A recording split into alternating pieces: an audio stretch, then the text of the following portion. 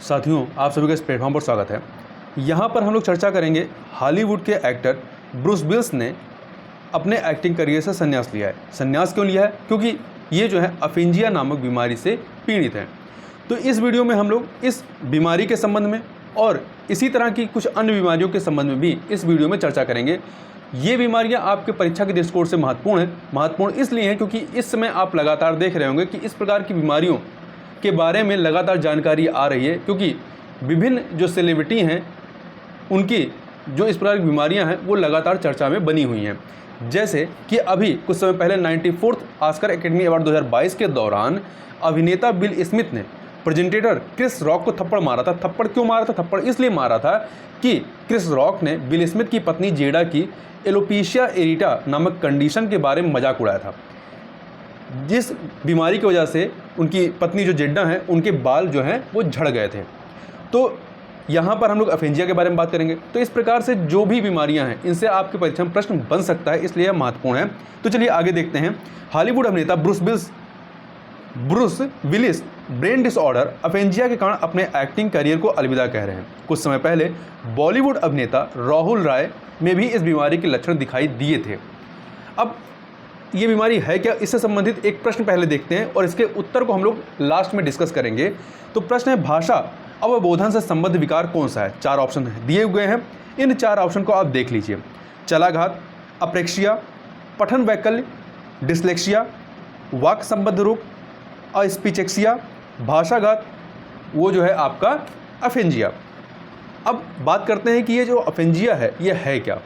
तो इसे वाचाघात भी कहते हैं। अफेंजिया यानी वाचाघात एक ऐसी स्थिति है जो व्यक्ति के संचार करने यानी कम्युनिकेशन की शक्ति को छीन लेती है या छीन कर देती है। इस बीमारी से पीड़ित व्यक्ति जानकारियों को समझने अर्थात loss of the ability to understand और याद रखने में मुश्किल का सामना करता है। जो मरीज होता है वो अपनी भावनाएं व्यक्त करने में असमर्थ महसूस करता है। इस प्रकार से अफेंजिया एक ऐसा डिसऑर्डर है जिसमें मस्तिष्क में हुए नुकसान के चलते शख्स की बोलने, लिखने या लोगों की बात समझने की क्षमता जो है वो खत्म हो जाती है। इसका रीजन क्या है? इसके कई सारे रीजन, जैसे कि डिमेंशिया, संक्रमण, स्ट्रोक या ब्रेन ट्यूमर के कारण यह डिसऑर्डर होता है।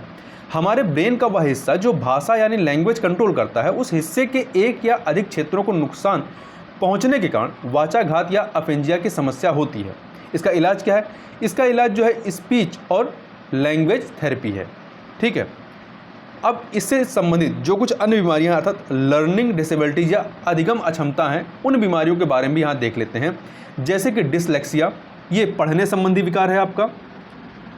डिसग्राफिया लेखन संबंधी विकार है। डिसकैलकुलिया गणितीय कौशल संबंधी विकार है। डिसफेशिया वाक क्षमता संबंधी विकार है। और डिसप्रैक्सिया लेखन एवं चित्रांकन संबंधी विकार है। अफेजिया ये भाषा संप्रेषण संबंधी विकार है।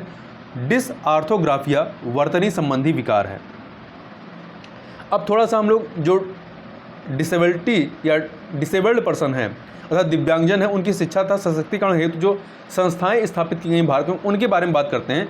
तो केंद्र सरकार व राज्य सरकारों द्वारा संचालित दिव्यांगजनों की शिक्षा तथा सशक्तिकरण हेतु कुछ प्रमुख संस्थान निम्नलिखित हैं। जैसे कि भारतीय पुनर्वास परिषद रिहैबिलिटेशन काउंसिल ऑफ इंडिया, ये नई दिल्ली में है।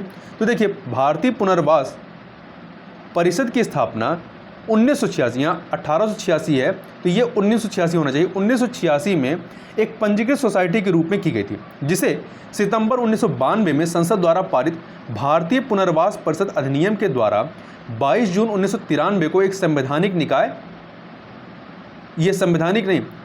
निकाय बना दिया गया था। इसका मुख्य उद्देश्य दिव्यांगों के पुनर्वास के संदर्भ में देश व देश के बाहर प्रशिक्षण पाठ्यक्रम चलाने वाले संस्थानों या विश्वविद्यालयों को मान्यता देना है।